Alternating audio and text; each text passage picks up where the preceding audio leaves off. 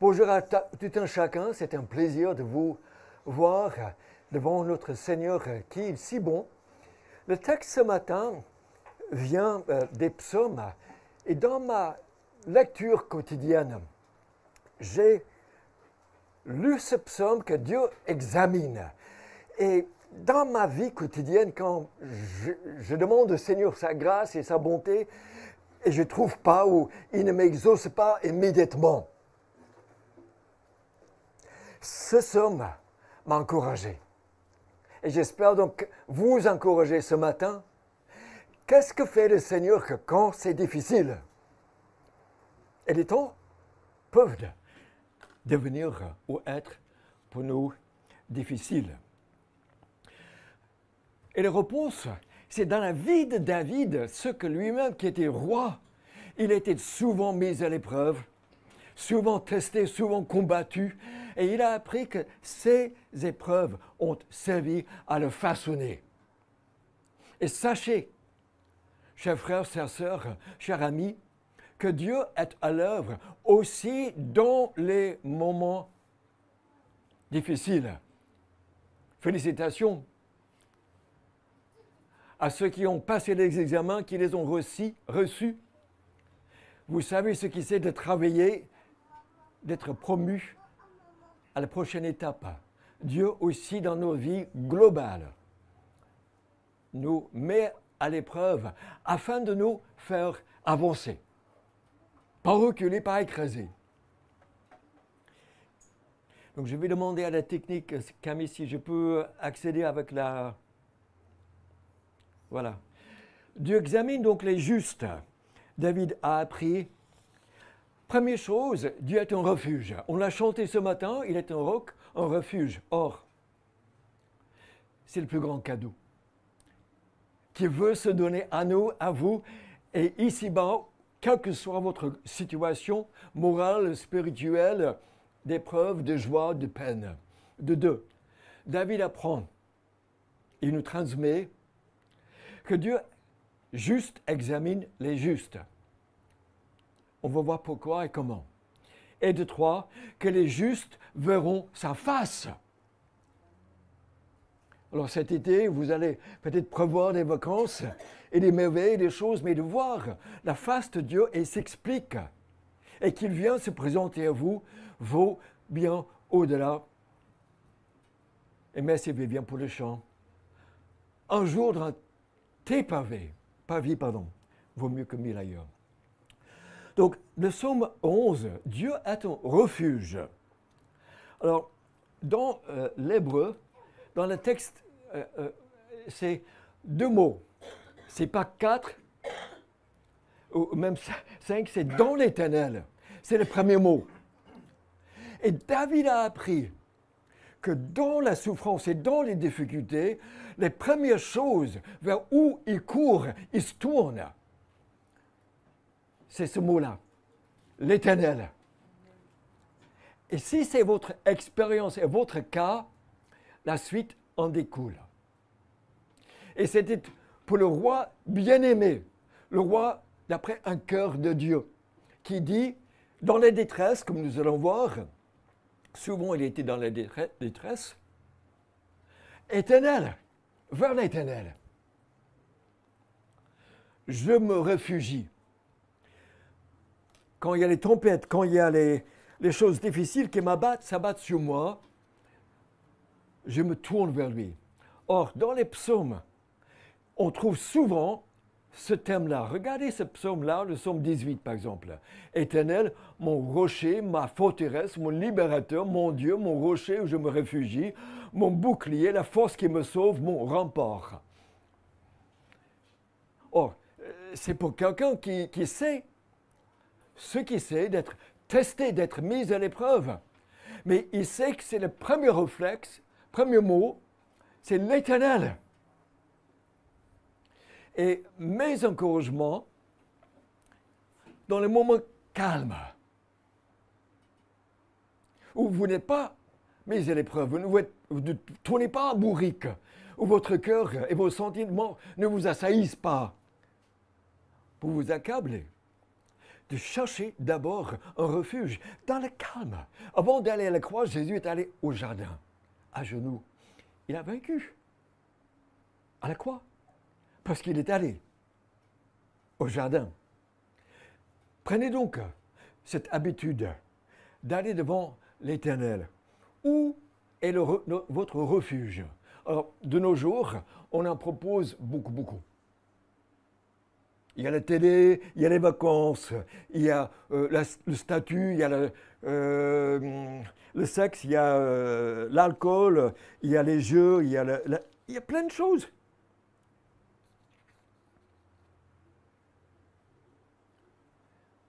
Mais quand vous êtes dans un vrai orage, voyons que c'est l'Éternel qui doit vraiment faire face. En l'Éternel, je me réfugie. Voici Masada, à Jérusalem, juste en dehors, qui surplombe de 400 mètres, donc la mer. Or, Jésus a dit qu'ils seront secoués parce qu'ils n'ont pas reconnu le temps de l'Éternel, du Sauveur. Et donc les Juifs ont pris la glaive pour se révolter en 66, même génération de Jésus.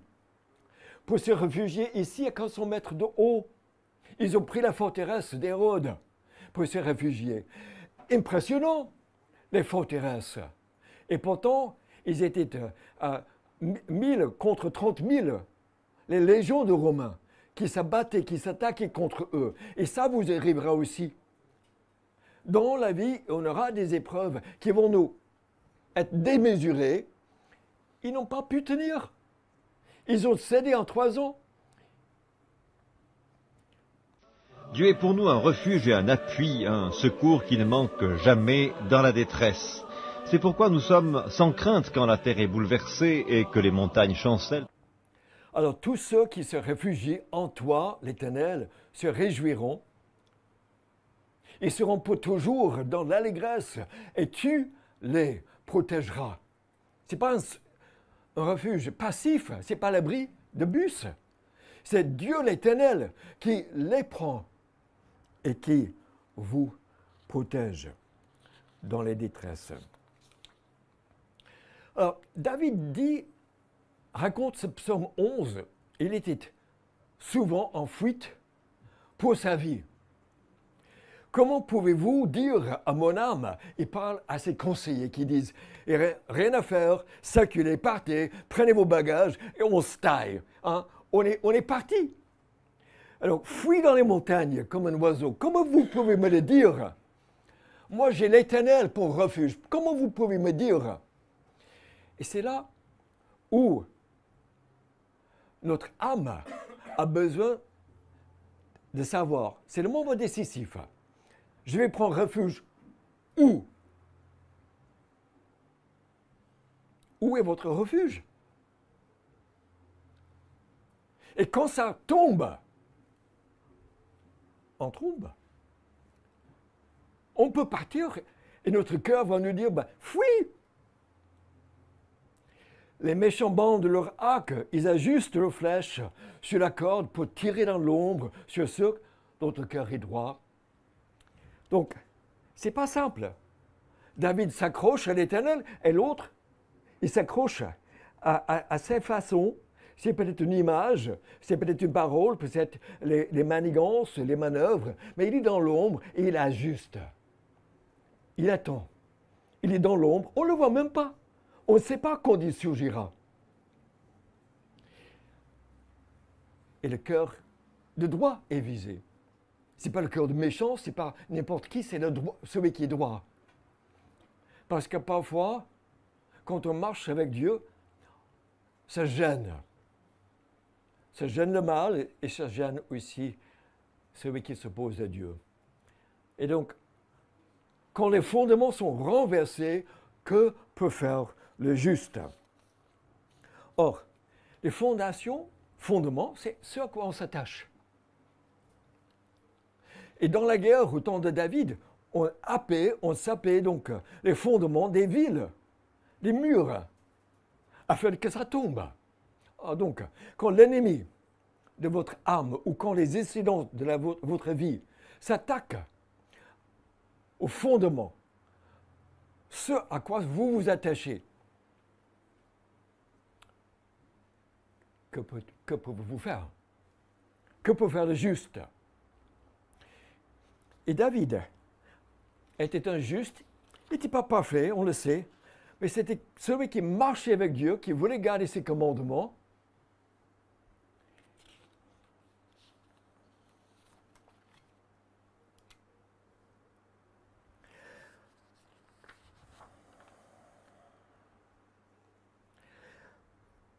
Et comme Gandalf, on peut entendre, il n'y a plus rien à faire, fuyez pauvres, fous.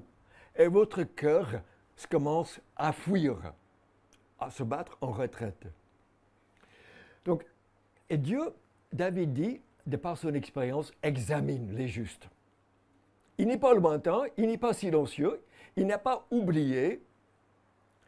L'Éternel est dans son Saint-Temple, il est présent auprès de son peuple.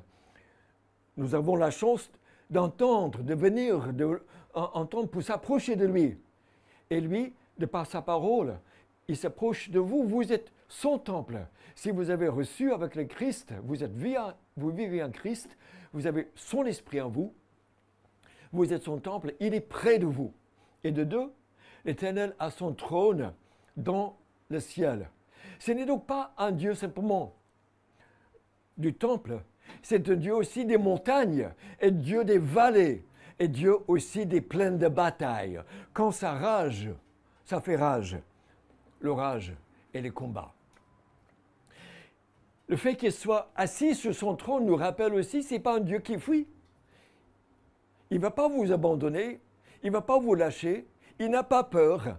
C'est le Dieu créateur, le Dieu juge de tout, le Dieu qui a fait face à l'enfer sur la croix et au péché et qui a été crucifié dans le Christ et ressuscité. Il connaît nos combats, il connaît nos difficultés, il connaît aussi sa puissance pour venir en aide. Anne était stérile, on se moquait d'elle. Elle était une femme qui ne pouvait pas enfanter, elle n'était pas vraiment femme pour Israël, en Israël. Et donc, elle a prié pour un enfant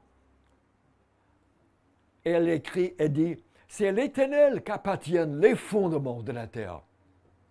Tout son être. C'est l'Éternel qui façonne, c'est l'Éternel qui garde, c'est l'Éternel qui bénit, c'est l'Éternel sur qui elle compte.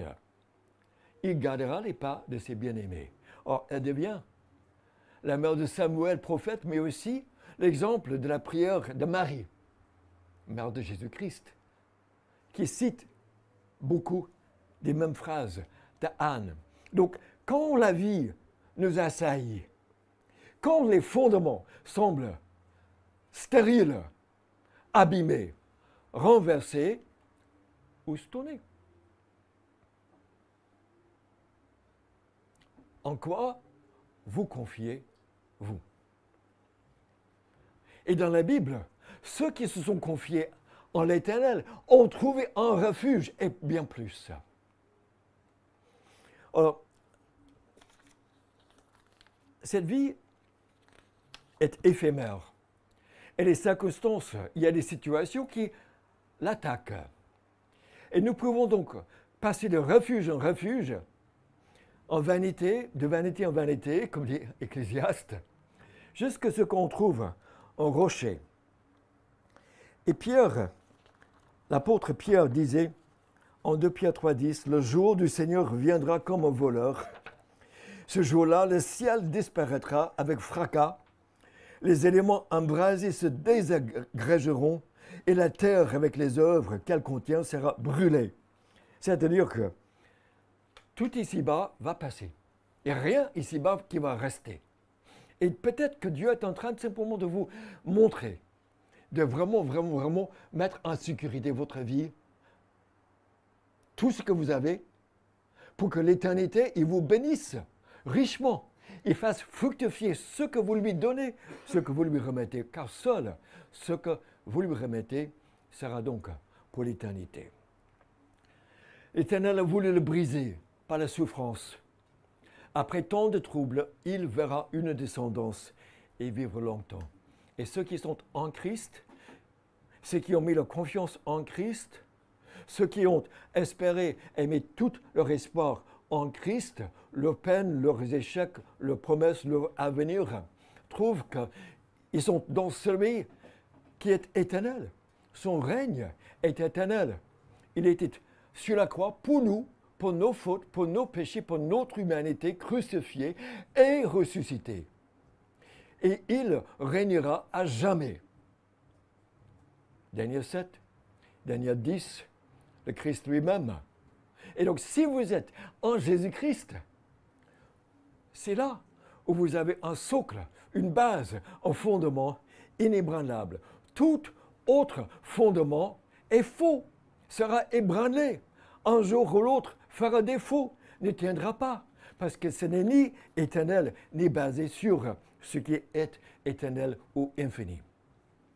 La Bible dit en Psaume 84 que la justice et la droiture sont la base du trône de Dieu. Inébranlable. Et quand la société, quand les gens, quand les situations sont ébranlées ou semblent nous faire défaut, on vient au trône de Dieu qui est inébranlable. David, c'est son premier mot, éternel. En toi, je me réfugie. Or, si vous êtes le roi de votre cœur, alors là, vous vous dites, je suis dans mon saint temple et mes fondations que j'ai construites sont en train d'être détruites. Et si vous vivez pour être roi, vous ne le serez pas. Et si vous vivez pour être vos propres conseillers, vous ne le serez, vos conseils vont faire défaut. Et quand vous êtes testé et vous paniquez et vous dites, Dieu n'est pas là, Dieu doit être méchant ou passif ou lointain, alors vous dites quand même qu'il y a un Dieu, même si vous vous frustrez. Vous reconnaissez qu'il y a un Dieu parce que sinon, inutile de se frustrer aux injustices de ce monde. Et puisqu'il y a un Dieu, il est pleinement capable de gérer son monde. Nous ne sommes pas les rois légitimes.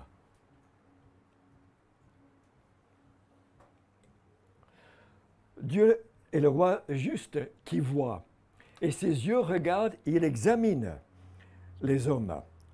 Alors, comment pouvez-vous savoir quel est le fondement de votre vie quand vous passez par l'épreuve? C'est sur quoi que vous vous attachez?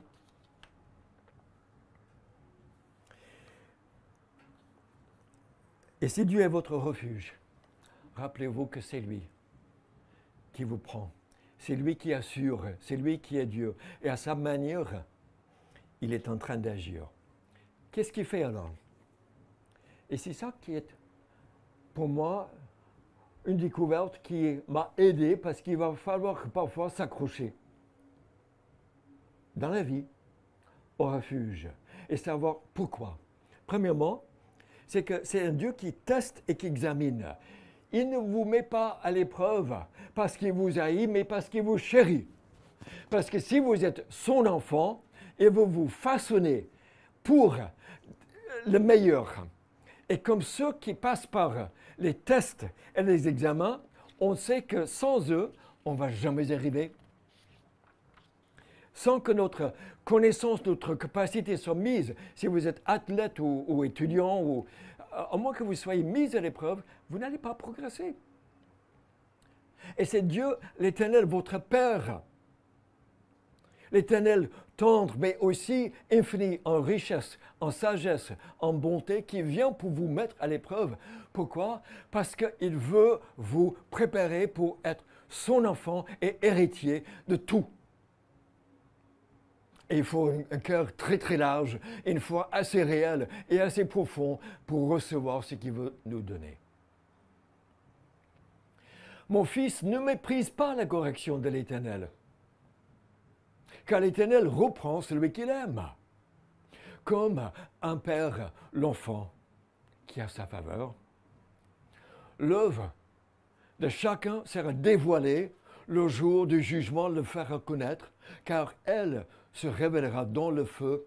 Et si l'œuvre que quelqu'un a construite sur le fondement subsiste, il recevra une récompense. Vous voyez ce que Dieu fait?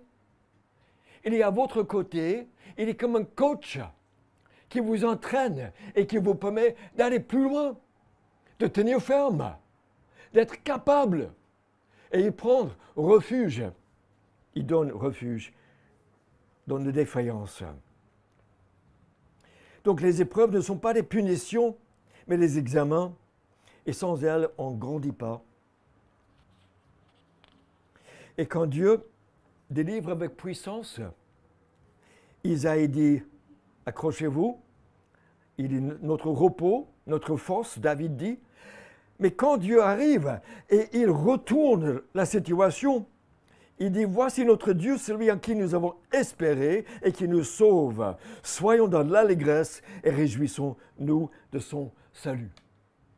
Il y a parfois les épreuves, les attentes, on s'accroche. Mais au dénuement, quand le Seigneur vous relève, il vous montre, il vous a façonné, il enlève l'échafaudage. Il vous montre la beauté de ce qu'il a créé en vous, l'image de son Fils et de votre vie.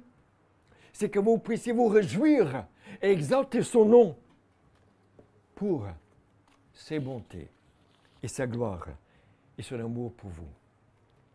Heureux l'homme donc que tu corriges, Éternel, psaume 94. 2 tests. Jonas, Dieu lui dit, allez, Nineve et prêche. Mais les Ninevites étaient des gens très très méchants et donc il se déguerpit dans l'autre sens. Et donc, Dieu lui envoie une tempête. Et la tempête n'est pas parce que seulement il avait fait mal, il a désobéi, mais c'est parce que Dieu, le Père, aussi de Jonas, a voulu lui montrer que dans sa vie, il abritait ce qui n'était pas beau.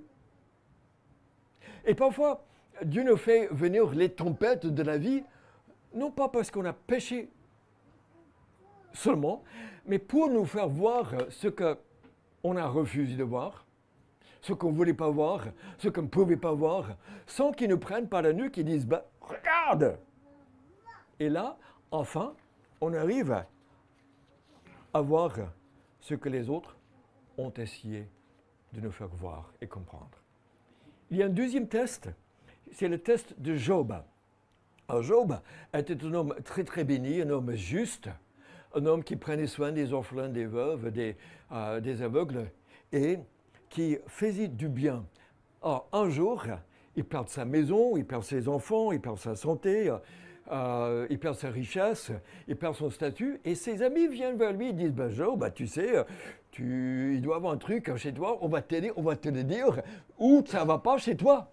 Et ce n'était pas le cas. C'était que Job était tellement riche et béni que le test était est-ce que tu aimes Dieu simplement parce qu'il te bénit, parce qu'il te protège, ou est-ce que tu aimes Dieu même dans les difficultés? Est-ce que tu aimes Dieu pour les trucs, ou est-ce que tu aimes Dieu pour qui il est? Et c'est là où ce n'était pas un test vraiment de choses cachées, parce que Job n'en avait pas. C'était plutôt un test, à quoi t'accroches-tu? Quel est le fondement de votre vie? Et là, Dieu a ce droit qui donne, qui bénit, parfois de nous rappeler et nous permettre de nous interroger, ben, je m'accroche à quoi? Et à Dieu pourquoi?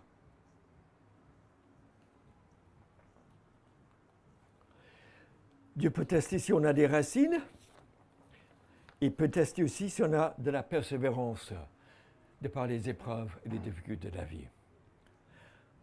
Quand il est fait sortir Israël à travers le désert, il dit, je voulais les mettre à l'épreuve pour savoir si tu respecterais ou non les commandements. Question difficile. quand on est dans l'épreuve, dans la tentation, et notre cœur commence à nous assaillir, et on ne sait pas, est-ce qu'on va tenir, ou est-ce qu'on va fuir vers autre chose, ou est-ce qu'il faut mieux obéir et faire confiance à ce Dieu qui me l'a dit? Est-ce que dans les moments de tumulte et de tempête, j'entends ce que Dieu m'a dit dans le calme, devant sa face? Et si c'est le cas, Dieu dit, avancez mon enfant. Tu as bien appris. Tu es vraiment mon enfant. Tu es celui qui respecte mes commandements. Me respecte.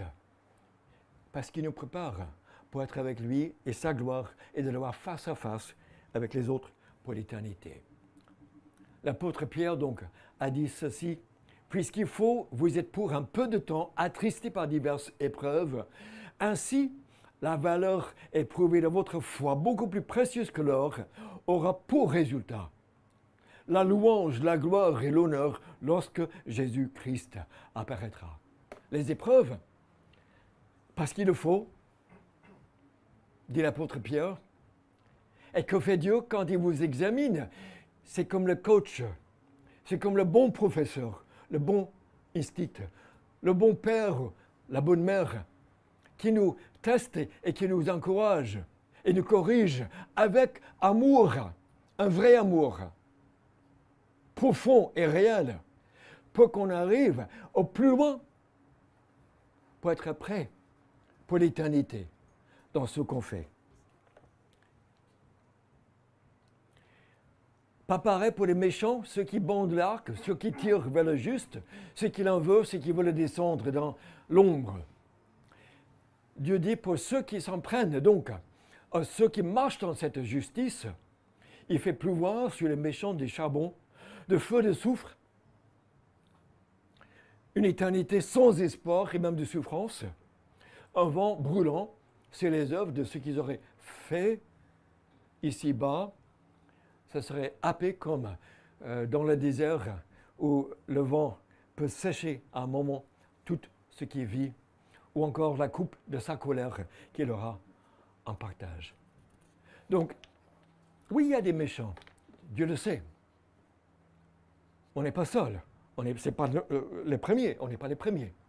Et ceux qui ont marché avec Dieu avant nous et qui étaient les rois de la terre, qui ont influencé leur pays, leur nation, et qui étaient bénis et de qui le Messie était issu, ont appris. Et nous recommandent donc, mettez en l'Éternel votre confiance. Car l'Éternel est juste, il aime la justice. Les hommes droits contemplent son visage. Or, le visage révèle beaucoup de choses. C'est très très intéressant le visage. Ça peut révéler donc la passivité ou la colère, ou la faveur, et la joie, et la grâce et l'amour. Et c'est ça que David dit. Je veux voir son visage resplendir sur moi. Je veux m'approcher de lui en tant que personne droite qui garde ses commandements. Une chose, je désire ardemment, je voudrais habiter toute ma vie dans la maison de l'Éternel pour contempler la beauté. Je veux voir ce qui est le plus merveilleux. Et il m'arrive dans l'après-midi ou souvent dans la soirée avant de dormir.